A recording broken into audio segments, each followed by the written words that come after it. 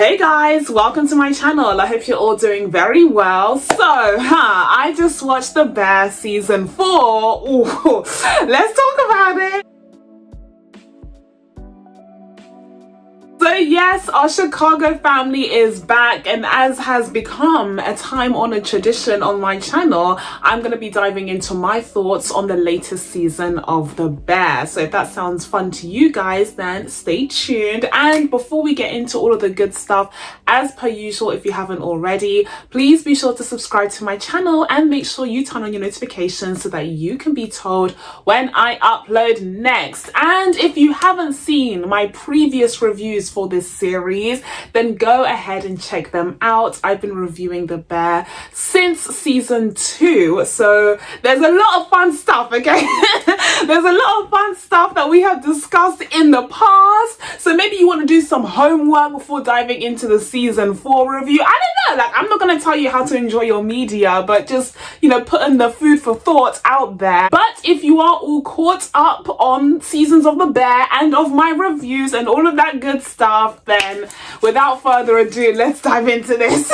So season 4 of The Bear had a pretty big mountain to climb because it was following on from season 3, which was universally seen as the worst season of the show. Now, bearing in mind, this series overall is phenomenal. This is a fantastic TV show that I absolutely adore. I love The Bear down, okay? And I love my Chicago family. I would ride for them, okay? So I just want to put that out there because I know there's a lot of negativity surrounding season 3 and even season 4. We'll talk about it, but I just want it known that The Bear is one of my favorite TV shows, period, okay? And it is one of the shows that I look forward to the most. So my base level of enjoyment for this series is already like here.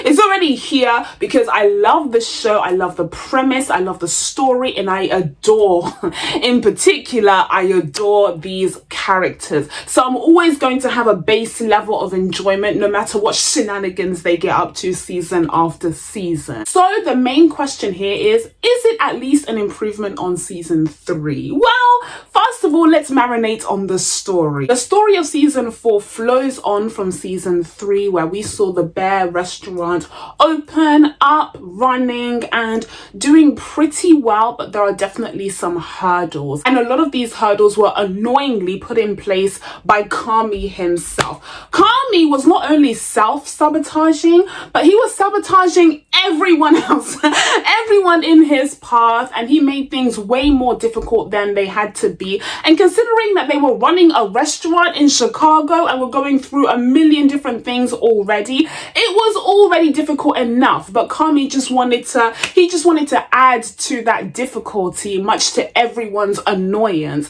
And so we see the fallout from that in early season 4, until finally Cicero, their mysterious bankroller, has had enough. Unc has had enough. He has to lay down the law, and so he brings in Computer, and Computer brings in a timer. He brings in a timer and he says, listen, you've got 2 months. And everyone else is like, whoa, we didn't have 2 months. We had longer than that, I swear. Like, if you do 1 + 1, carry the 4 times the 9, multiply by C, that doesn't give you 2 months. But Cicero's like, no, you've got 2 months based off of my timeline and based off of my wallet, okay, which is running real low. You have exactly 2 months to turn things around to make this a growing, thriving business. Because right now we're treading on water, and I don't like that. Okay, and he's taking all kinds of risks behind the scenes that they don't even know about, okay, because he's trying to downsize his house, which means he's running real low on capital, and he's putting everything into this restaurant, and they don't even know about these sacrifices. But he does make it very clear from the beginning that his generosity has run out, and all they have left is those 2 months to completely turn things around. Now, in terms of this aspect of the storyline, if it sounds familiar, that's because it is.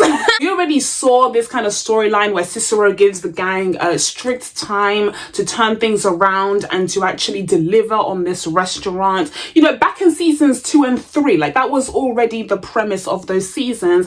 And so having this play out again feels a little bit repetitive, but it does act as yet another time pressured motive for the gang to really push through and, you know, be their best, be at their optimum to deliver on the best possible restaurant that they can in this really strict deadline. Now at this point, because this isn't their first go around, everyone in the Bear is already working at an optimum. Sure, there's bits and pieces that the crew still needs to learn, like you have Tina who's still working on her pasta timing. She needs to get it down to, you know, less than 3 minutes, and she's at 4 or 5 sometimes. She's going a bit too slow, but she manages to learn some tricks of the trade to get it down to less than 3 minutes, and that's perfect. And then you also have Sweeps, who's a character who was kind of sidelined for the first 3 seasons, but he's really come into his own recently. He's become the chosen sommelier for the restaurant, so he deals with all things wine. He was sent off to do some learning and some formal education on the topic,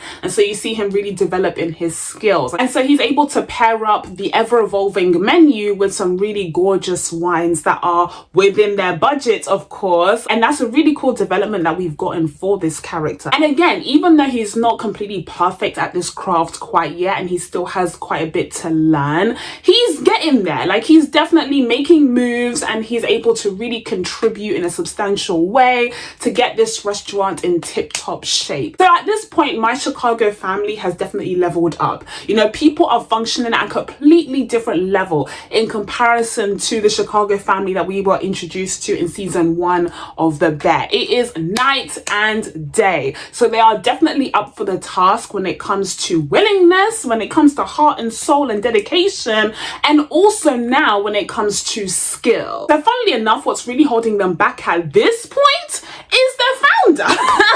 Is their owner and founder and chief in command, Carmen himself. Carmen, who is the one who is putting up all sorts of boundaries, all sorts of hurdles for himself and the restaurant, causing them to be far more behind than they should be. Carmen is the one who wants the menu to constantly be changing every single night. Carmen is the one who can't make up his mind about certain things with the restaurant, and he's completely checked out on the business side of things as well as the creative side. Carmen is the one who has one foot in and one foot out of the restaurant. Carmen is the one that is holding them back. Ever since he had that breakdown in the refrigerator, things have not been the same, and we saw him be an active saboteur in season 3, which was the most frustrating storyline for the character to go through. And so this person who was supposed to be the raison d'etre for the restaurant, he was the mind, the brain, the soul behind this whole endeavor,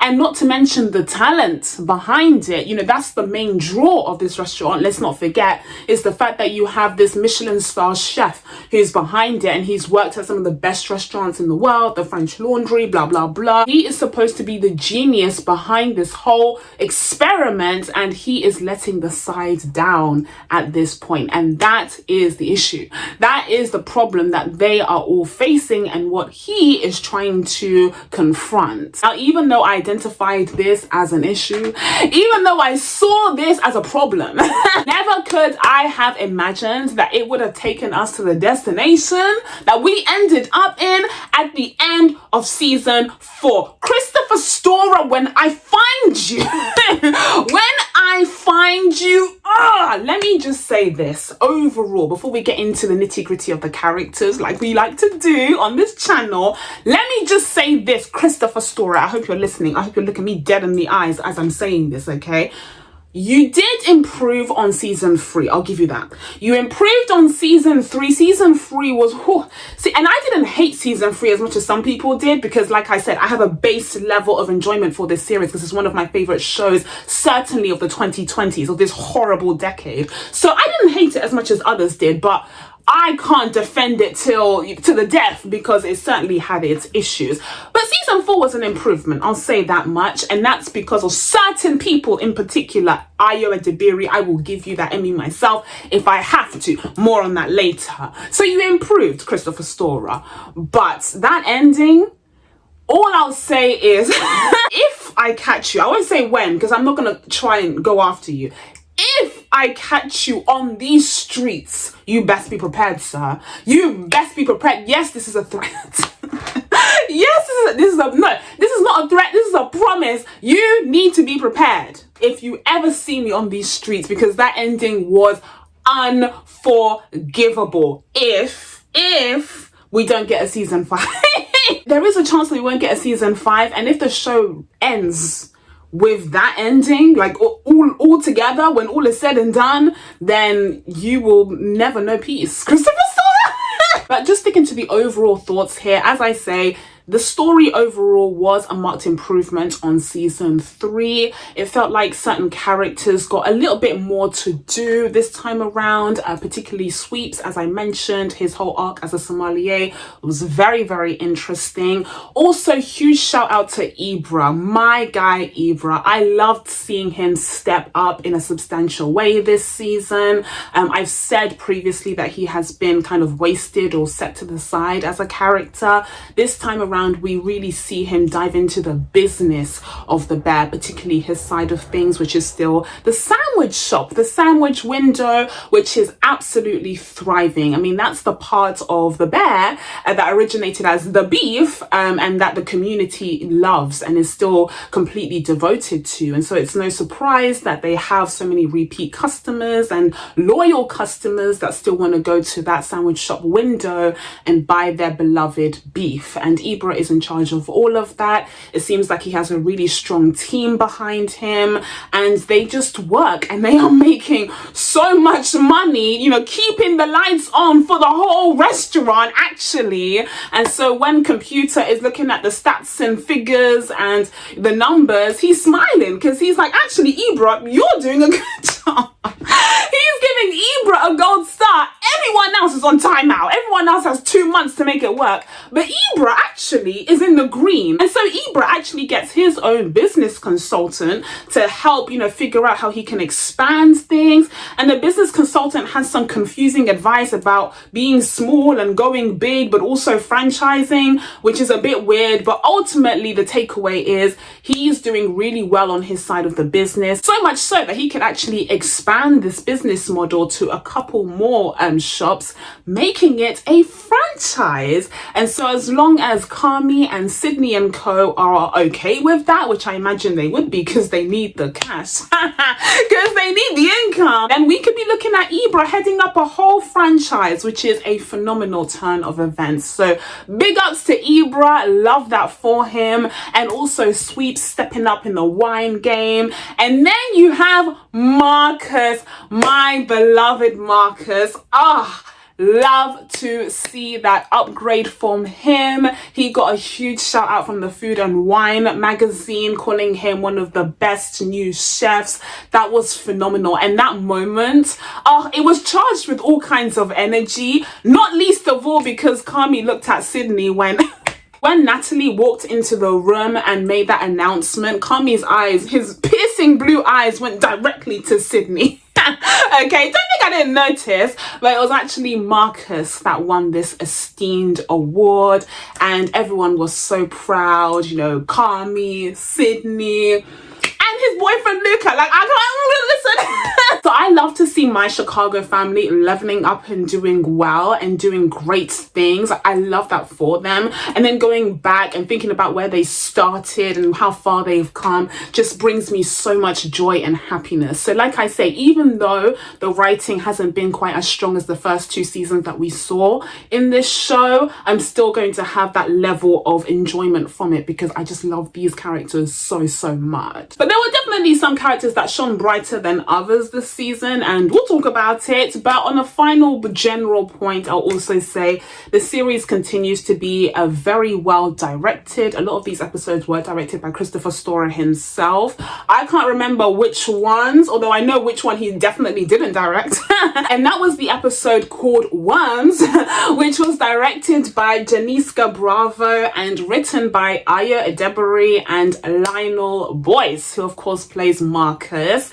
That was my favorite episode of the entire season. I loved it. Yes, I did. And listen, it shouldn't come to anyone's surprise. It shouldn't come to anyone's surprise that I loved that episode. But man, was it excellent. It kind of reminded me of an episode of Atlanta. Specifically that episode of Atlanta where Ern was going to the barbers and he wanted to just get a nice shape up. Like he just wanted to get his hair done, but the barber was taking him on a whole journey. It was kind of similar to that, except instead of Sydney going on a journey with icon, legend, incredible actress Danielle Deadweiler, who makes an appearance here, the best cameo of the entire season, mind you. Clock it. Instead of her going on a journey with her, she ends up staying behind with her baby cousin, and they end up hanging out and talking about their issues, which I think was a really nice choice. And not to mention, Sydney does one of her favorite things to do, which is cook for someone that she loves and cares about. Ooh, I think we've gotten it like every season so far, right? And this was a very special entry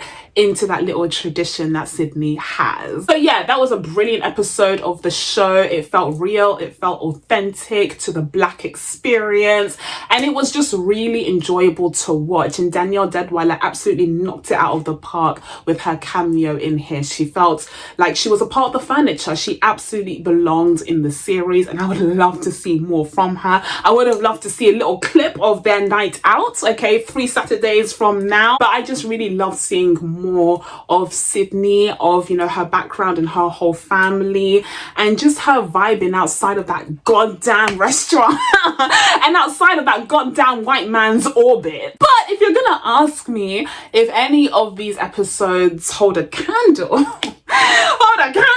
to, say, Fishes or Forks from season 2, which are 2 of the best episodes of television ever made, period, then I would have to say straight up, nah, like there's nothing quite to that level throughout season 4, like anywhere to be seen, actually. So, and ultimately, I do feel like season 2 was both the best thing to ever happen to Christopher Storer and the show, but also kind of the worst, because the following seasons have kind of felt like he's been chasing after that glory a little bit desperately at times. You can feel it, like it's palpable. You can see it in some of the creative choices, some of the cinematography, some of the music, even the needle drops. There's quite a few of them in season 4. Sometimes I felt like it was a bit excessive, like the moment just needed to breathe rather than having a song that was very on the nose with its lyrics in terms of tying in thematically. Like sometimes you don't need that, okay? Sometimes you can just hold back and just let the silence speak for itself. But okay, now that I've shared my general thoughts on season 4, it's time to dive into my favorite part. My favorite part of my The Bear reviews, and that is the characters, okay? That is the character deep dives, starting us off with the fool. Boo-Boo the fool himself, Mr. Carmen. Listen, it's too hot, okay? Today's actually blisteringly hot here in London. I know Americans have thoughts on British summertime and whether or not we're lying about how hot it is, but I need you're about to see how hot it is, because I'm about to drip with sweat, okay, if I get too feisty here. But Carmen, the first thing that I want to say about Carmen Bizzato is Claire Bear. Claire Bear is the worst thing to happen to the bear, period. Argue with a wall. If you disagree with me, you're gonna have to argue with a brick wall. I'm so sorry. I'm so sorry. But if you've watched my reviews, if you've been here for a minute, then you know that I am a Sid Carmi die-hard fan. I've been a die-hard fan, stan even, okay? I'm the captain of this ship since season 1. You can go back in time, okay, to my best of 2022 video where I talked about this show, even though I didn't have a dedicated review that year. You can go back in time and see that I have been a Sid Carmi stan since day 1. I have seen the vision. I have seen that future for them since day 1. And so the flip side of that reality is that I have been a Claire Bear hater since day 1. But it has just become unbearable at this point. I could see the puppeteering and could feel the machinations and forcefulness with which this character was forced onto us since season 2. Like, I could see that, and it was just so frustrating and so annoying. But instead of Christopher Storer backing away and listening to his audience who like absolutely despise this character, no, he doubled down.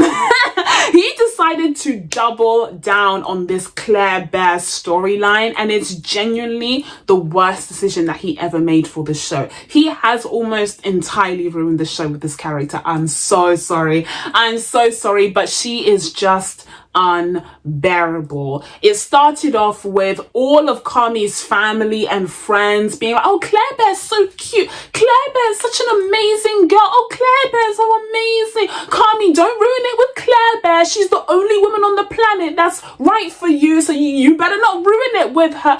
Every single member of his family has said that in the past, and also even more so in season 2. You even had Cicero during the wedding episode was like, oh man, Tiff looks so beautiful, like on her wedding day, like she's the bride, so that makes sense.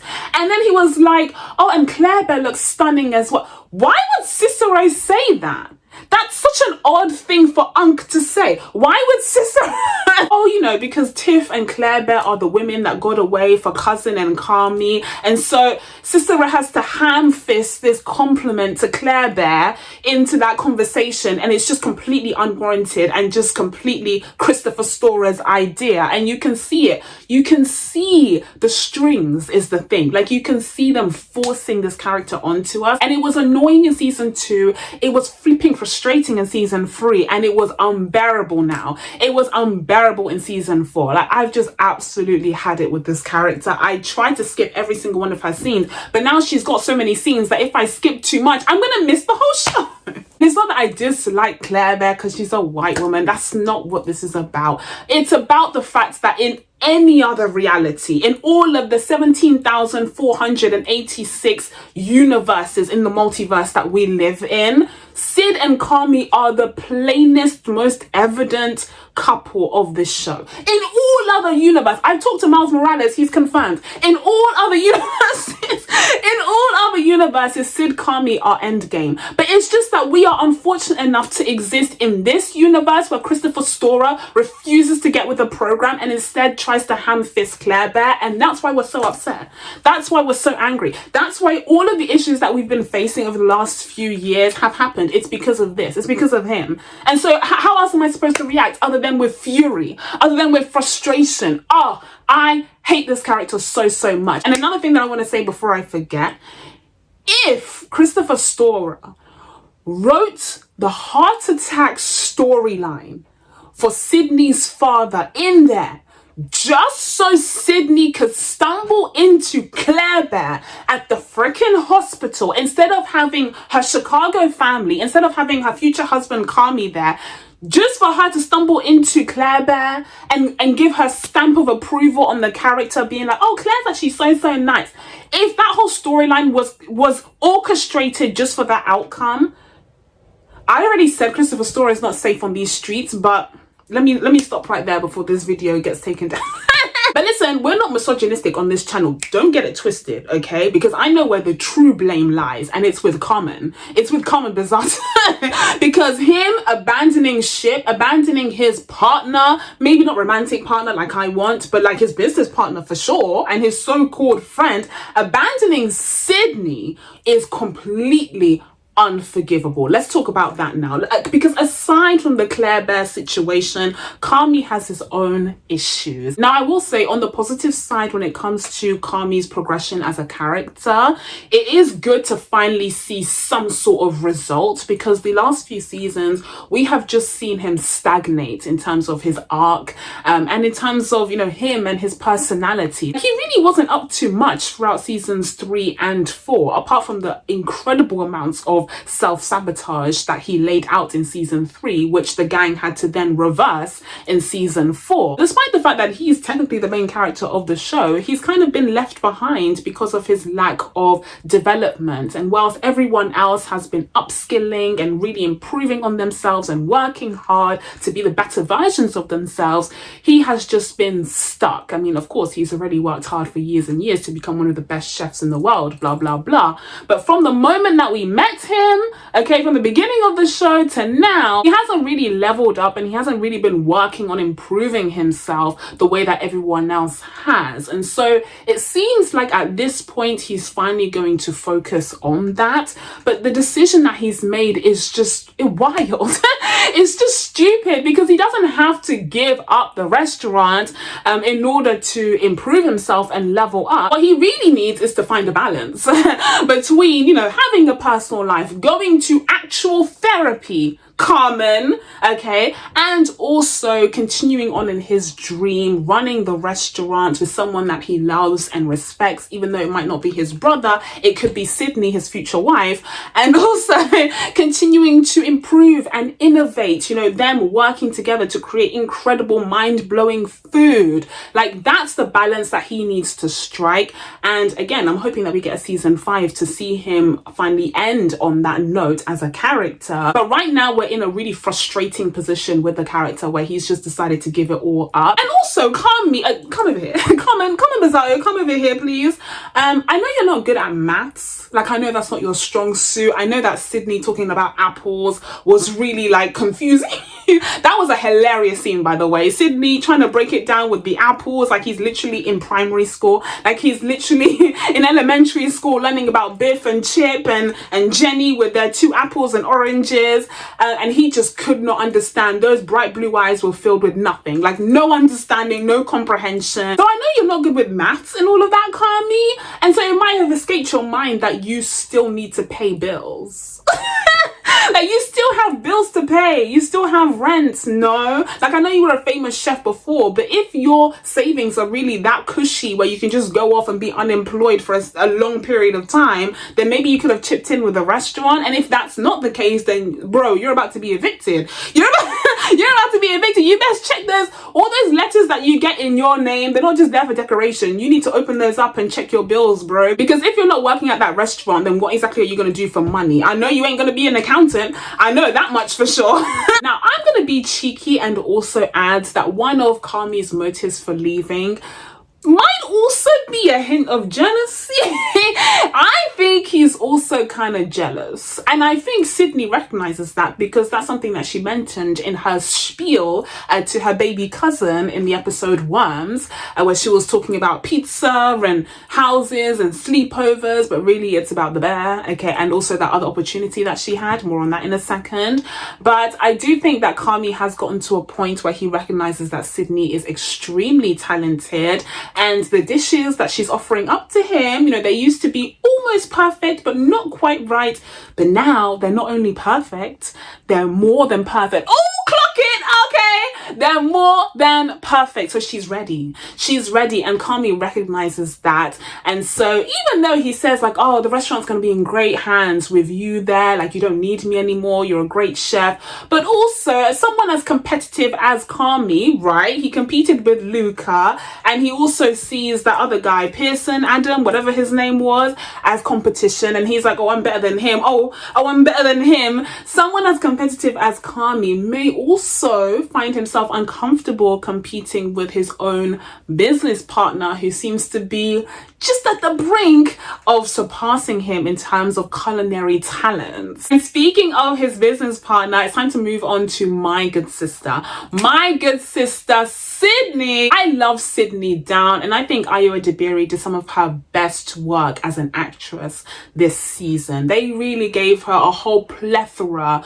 of emotions and situations to deal with, particularly when her father fell ill and had that heart attack. Seeing her break down like that was just so heartbreaking. I hated that. I hated that for my sister. And like I said, if part of that storyline was just to get Sydney and Claire in the same room together and for Sydney to give Claire her stamp of approval, then Christopher Storer When I catch you. That best have not been one of the motives for that storyline. I'm dead ass. I'm so serious right now. But either way, Ayo Dabiri absolutely rose to the acting occasion and gave us some of her best work this season. And of course, I mentioned the Worms episode, which she co-wrote with Lionel. She knocked it out of the park there as a writer and an actress there. So like, just all around standing ovation for my sister.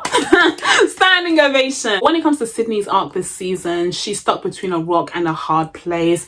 You have that guy, what's his name? Adam Shapiro? Shapiro is his name, right? He's offered her a position as a co-partner in his new restaurant, where she would have a lot more creative control and she would just be like the creative culinary mind behind the whole thing. And he shows her around the space after she finally agrees to go because he's like, oh, you have a hair appointment? Is that gonna be like what, 1 hour, 2 hours? And she's just looking at the phone like, oh baby boy, you don't understand. I have a hair appointment. This is gonna have to be next week, right? She does manage to scout out the place, and so she's weighing her options, but ultimately she didn't have any real options. Like, you know, she's been kidnapped. She's been kidnapped and brainwashed by Carmen, so she didn't really have a choice, did she? She didn't actually have a choice. Of course she was going to end up at the Bear, but just when she decided to land there, he ends up fleeing. Like, the audacity of this man. But I do think that Sydney is absolutely up for the task. I think she's, first of all, far more on top of things business-wise. Carmen can't do maths, remember? He can't do maths. Look at his baby blue eyes. He can't do any maths. And Sydney's on top of things on that regard, so it makes sense. And she's going to work brilliantly with Natalie. So that's all fine. But then, of course, we get into the culinary side, and she's been excelling in that as well. And unlike Carmi, who's kind of been stagnant and not really improving, she's been learning. She's been, you know, eating at different restaurants, as we saw in that montage in season 2. And she's constantly evolving as a chef. And so all around the perfect pick to head up this restaurant. And she won't even be alone, because of course we have Natalie by her side dealing with the project management and the business side of things, but also we have cousin, yes, Ritchie. Ritchie has been signed on as a co-partner. I don't think he was necessarily needed for that, but it was a nice gesture. As Ritchie said, it was a nice gesture. He's part of the furniture anyway. He ain't going anywhere. I do kind of see that balance of the business with Natalie, culinary arts with Sydney, and then the kind of hospitality with Ritchie. We got that really beautiful scene at the beginning of the season with that family who came to visit with the lady who had survived cancer, and they had that wonderful kind of snowy scene. It was gorgeous, and it plays into Ritchie's amazing character arc from the Forks episode in season 2. And so yeah, it does make sense to have the balance of all these 3 elements for the restaurant be represented in the executive board. Now, speaking of Ritchie, there wasn't too much to this character this time around in season 4. I do feel like after the excellence and brilliance of the Forks episode in season 2, they didn't really know what to do with him after that. Like, they kind of just, they compressed his entire character arc in one amazing episode of television, which is great. Again, like, it's wonderful for the show, but the downside is, like, where do you go from there? So throughout season 4, you see him kind of struggling with this like speech, trying to galvanize the team, especially because they have this like clock constantly ticking, and the countdown to the 2 months that Cicero said would be their ultimate deadline. So like, that's, you know, that's a nice little storyline for him, but it's not essential, it's not crucial. And the culmination of that wasn't particularly satisfying either. I think he said like, see you next week or something. Like, he said like, see you next Tuesday. I don't know what he said, but it was like, oh, okay, whatever. Not exactly poetry. But then the other half of his storyline was to do with his ex-wife remarrying. And so that's when you get the wedding episode with Josh Hartnett as Tiffany's brand new husband. And it's annoying because he's just a nice guy, really. Like, you can't even hate him too much. But of course, Ritchie feels, you know, really, really down. He feels alone, and he also feels, you know, afraid of losing his family, particularly his daughter. her, and because now she has like this official stepfather, and so the restaurant is pretty much all that he has as his own, and he's trying to grip onto that as much as he possibly can. But then you have Carmen threatening that, and so that pisses him off so much, rightfully so.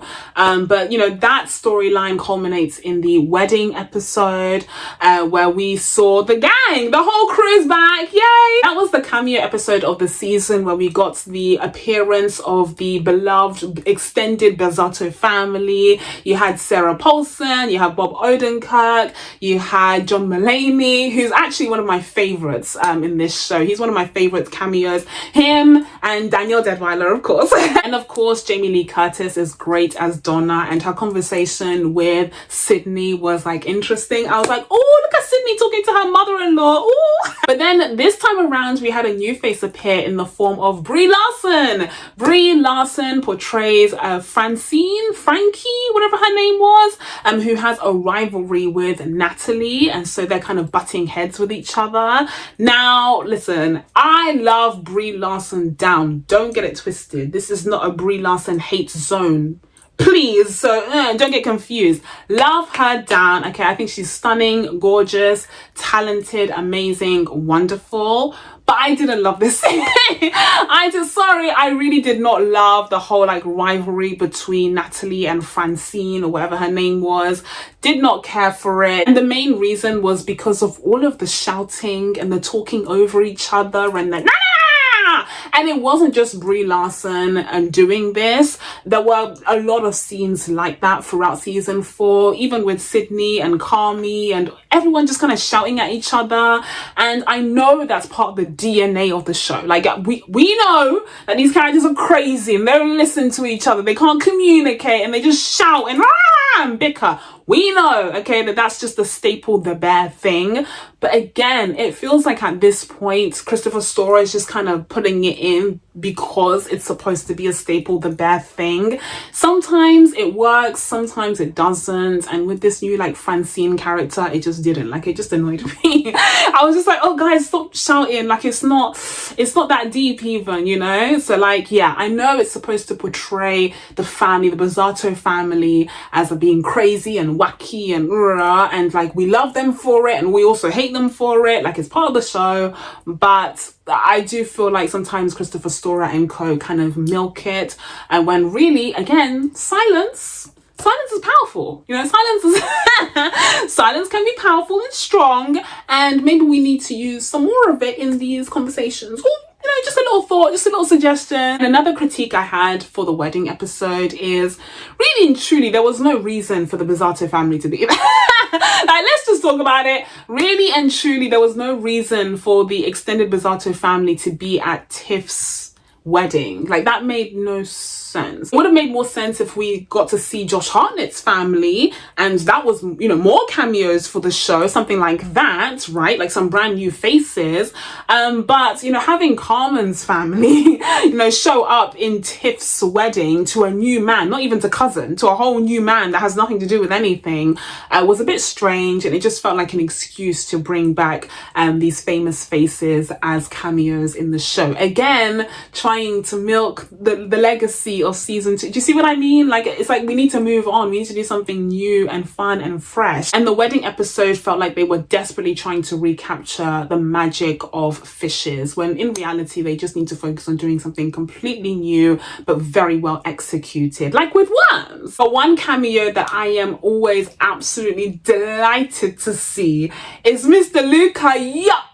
Luca's back. Luca is back. He is staging at the restaurant, and honestly, I don't think a big enough deal was made about that. I didn't like how low-key it was that he was like actually at that restaurant. I feel like they could have put a little bit more weight, a little bit just more to that, because it's actually a huge freaking deal. Luca, who was previously Carmen's rival chef, came to his new restaurant to stage there. That's actually a huge deal. But because Carmen was too busy lost in the sauce, was too busy being distracted, okay, and barely even present, he didn't recognize how much of a big deal that was. And so he was like, oh yeah, Luca's here to help you out, Marcus. Like, You want a fresh pair of hands? Here's Luca. And I'm like, nah, you really should be like shook. Like I should have seen Luca walk down the streets of Chicago being like, this ain't London town. This is well different from Camden. Like I should have seen that. And then he finally arrives at the bear and they're doing something crazy, like arguing or something stupid. Or maybe it's Sydney giving Carmen that lesson about carrots or apples or whatever. And Luca's just like, what's going on over here? And he can do the maths. So he's looking at Carmen like, why can't you just figure this out real quick? And then everyone's like, oh my God, it's Luca. But regardless, I was delighted to see Will Poulter return for this season.